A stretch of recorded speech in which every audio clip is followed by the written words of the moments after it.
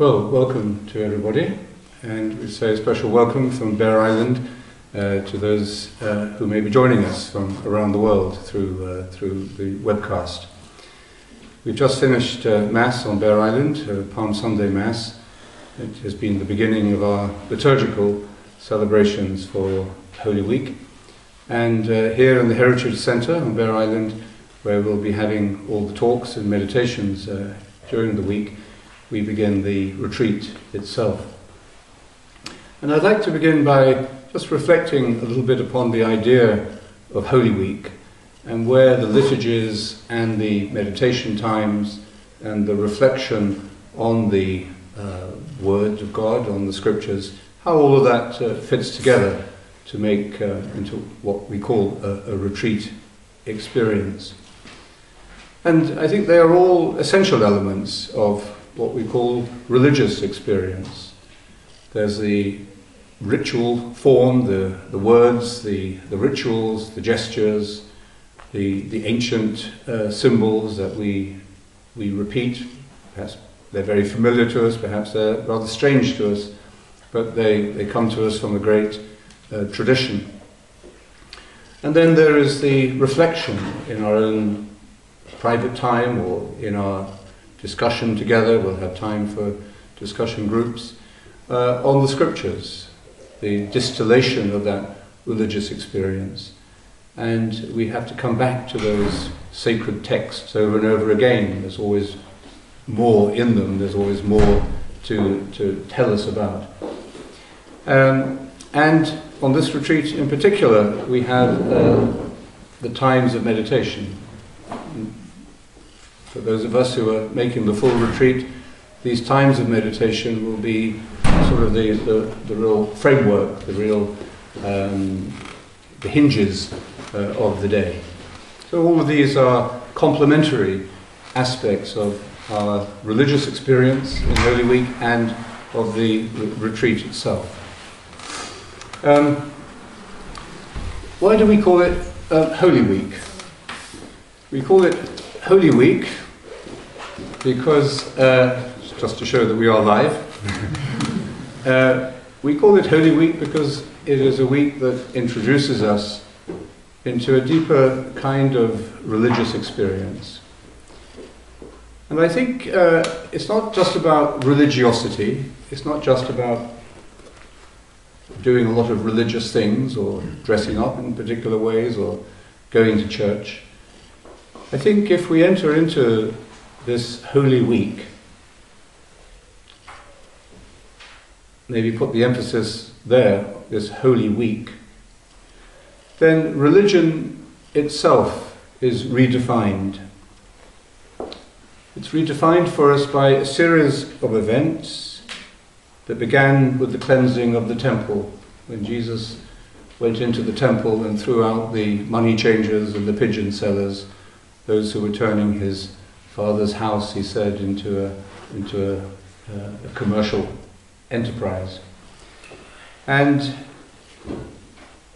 the holiness of this week is highlighted by that event, but also it goes back to a horizon of meaning that is really beyond our sight. So we start a journey with our own experience, where we've come from, where we are in our own spiritual journey, facing the questions or the problems that we are struggling with, or the questions that we're facing. But we also recall these special events recorded for us in the Gospels, the events of the last days of Jesus' life, and the meaning that is packed into them so densely, so tightly, that we have to use our own personal experience to open them up. We can't just receive these events as if they were pre-packaged. We have to engage with them. And so the liturgies of Holy Week and the retreat times as well are all times of participation. There are really no observers. If we want this to be a Holy Week, then we all have to be involved in it. We have to overcome that temptation to safely sit back and just observe from the sidelines, judging from our own safe ego position. We have to risk participation, we have to get involved, and by that means, that's what meditation is, by that means we allow our own particular situation this week on the 1st of April 2012, to allow our own particular situation to be this key that opens up great depths of meaning. Religious experience is really to do with the holy. But what is holy? The rules and the rituals of religion are not in themselves holy. Those rules and rituals become more and more complex over time as religions increase their engagement with the culture that they belong to. Religious institutions have their own history. They layer up traditions and rules and rituals and customs so that religions become sometimes very complex, full of rules and regulations and customs that people have lost sometimes a sense of meaning about. But the holy is not restricted to those religious rules and rituals, like traffic regulations or, I remember meeting somebody the other day who said that they had started driving many years ago, an old person, they started driving without a license. And when they needed to get a license, when they introduced licenses, they just went along and bought a license. Now you have to go through 3 weeks of highway code and knowledge about all the rules and regulations of the road, half of the signs of which we don't know the meaning of anyway. So with time we layer up the complexity of rules and regulations around something that is essentially quite simple. And religion does the same thing. So in a Holy Week like this, we have the chance, I think, to get behind the rules and regulations, to get back to the essence of what holy really means. And this week, the temple, which is one of the great symbols of the scriptures, especially in this week, the temple that Jesus purified. The temple is a sign of the institutional religious forms that the holy can generate. But the temple itself goes through a radical revolution in this Holy Week. We look at the temple in quite a different way. In fact, it's kind of like a religious spring. It's a time where we sweep away the old leaves. I've been doing this in my garden just across the road there. We clear away the detritus, the leftovers from the winter, and we allow the new green shoots to appear. We give them space to breathe, and the green shoots of eternal life can come through. And we do this religiously, I think, in this Holy Week as well, by allowing the world to become a more beautiful and a more lovely place for us to live in with others. We need religious performances, religious rituals. Maybe not everybody needs them. Maybe some of us here need them more than others. But I think we need them, or at least their meaning is that they remind us of what Jesus means. Because otherwise we very easily domesticate the holy. We try to tame it. We put it into an institutional framework or into a religious ritual, or into a set of religious words or beliefs, and we say the holy is locked up there in those religious forms, in the temple. And if we do that, of course, we take the sting out of Jesus' teaching. And we avoid being touched by the power, the rejuvenating power that he brings us in his words, in his life, in his experience. We all have our crosses to carry this Holy Week. Our problems, our doubts, or our fears. Some of them are very specific to ourselves, our own particular circumstances. Some of them relate to the age that we are, to the period of life we're in, or to the culture that has formed us and that we can't easily escape. So we have all sorts of challenges, problems, crosses to carry. Some very personal, some of them we share them with others. But during this Holy Week, I think we have the opportunity to see our cross in life in a very different way from the way we may normally see it. It's not just a problem waiting to be solved. It's not just something we're trying to escape from or deny. Not something we're looking for a pill or some distraction to escape by. It's something that we can see as a mystery in our life, unfolding a deeper mystery and shaping and teaching and enriching us as we carry this cross, which is part of our life. Most of our lives, at least perhaps most of us, for most of our lives, we live fairly safe, fairly protected.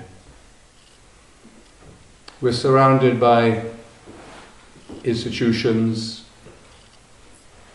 encroaching more upon our civil freedom that tell us that your safety is our primary concern. And so we live more and more in a security consciousness, security culture. We live with health and safety regulations that are sometimes absurd, sometimes useful. But we live, most of us, in a fairly safe environment. We carry our cross in a fairly protected world. A long way from the real cross of Jesus, the cross that is at the center of our Holy Week celebrations and reflections, and the cross that is necessary for us to understand if we are to experience the next step, which is the resurrection. We live a long way, most of us, most of the time, from the full degradation of the cross of Golgotha and of the emptiness of the cross. We're not just talking about the physical pain, the physical torture, but everything that went with it, the full stripping down of his identity, the full rejection that he underwent, the full loneliness of his solitude. But there are other people at this very minute in different parts of the world who are experiencing their cross with much less safety, much less protective security systems in place than we enjoy most of the time. There are many who have been thrown into prison for telling the truth, some of whom had their memory kept alive by Amnesty International or other social groups, and many others whose name didn't get recorded quickly enough and who are languishing in their cross without any remembrance or any recognition. Many of them suffering physical torture, separation, systematic humiliation, day by day. Now, perhaps those people who are really experiencing the cross in a way much closer to the way Jesus suffered it, maybe they don't need religious rituals as much as we do. They don't need to be reminded of what the Passion of Christ means. Nevertheless, we ourselves, each of us probably, has had some taste, hopefully not too extensive, of our own painful cross, of what the cross really means. Most of us have had some glimpse of moments or periods in our lives where we have had what is most precious to us taken away, or we've had our status undermined, our name attacked, our social or our economic dignity stripped away and undermined. So most of us have had some glimpse of that, and we don't want to go back to it. It may have come to us even in a time of illness, where we faced our own mortality, or in the loss of someone we loved, or in the loss of a job or a social position. And if we're here, it may well be because we've come through that dark or difficult time. And we are able, I think, to draw upon that memory, that past experience, to understand the passion, the death, and therefore the resurrection of Jesus much more deeply, much more joyfully.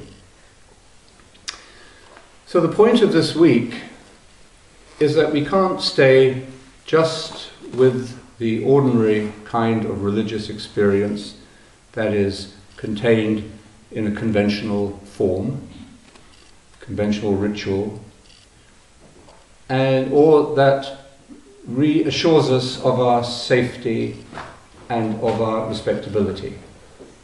So the kind of religious experience we're talking about, which you may all want to run out of the room immediately, going into all of this, but the kind of religious experience we're talking about is one that gives up willingly that kind of conventionality, that kind of safety, security, that kind of false reassurance that we're okay, and a little bit of religion will reinforce us where we are and help us to, protect ourselves from what is unknown. The place where Jesus threw out the money changers from the temple, the archaeologists of ancient Jerusalem say that it was probably a vault underneath the temple, and a rather dirty, stuffy, dark place, but a very busy and noisy place. It was where all this aspect of religion was swept underground, but it was what kept the temple going. It wasn't up there on the surface when you arrived, but it was the engine of the great ship of the temple. And I was actually, when I was reading about that, the image that passed through my mind was of the duty-free shop in the Vatican. It was the old railway station of the Vatican, and you have to have a special permit, of course, to get in there. Either a diplomatic permit, you belong to the diplomatic service, or you're a member of the clergy, and you can get great deals there. Great deals there. Now, I mean, you have duty-free shops everywhere. It's not just the Vatican that has duty-free shops, but it was a little reminder of the fact that religion and this is any religion, anywhere in the world, very easily gets into an unholy alliance with the forces of the world that prevent us from entering into real transforming religious experience. This is every religion. This is, it is the responsibility of the church to repeat Jesus' critique of religion. And of course, the church, like any other institution or any other human being, any of us, is going to do that with many failures and many hypocrisies or many compromises. Nevertheless, it is the church's, the Christians' job to keep that critique fresh and to remind us of the dangers of superficial religious experience, where we don't open ourselves to the full risk, the full potential of the cross.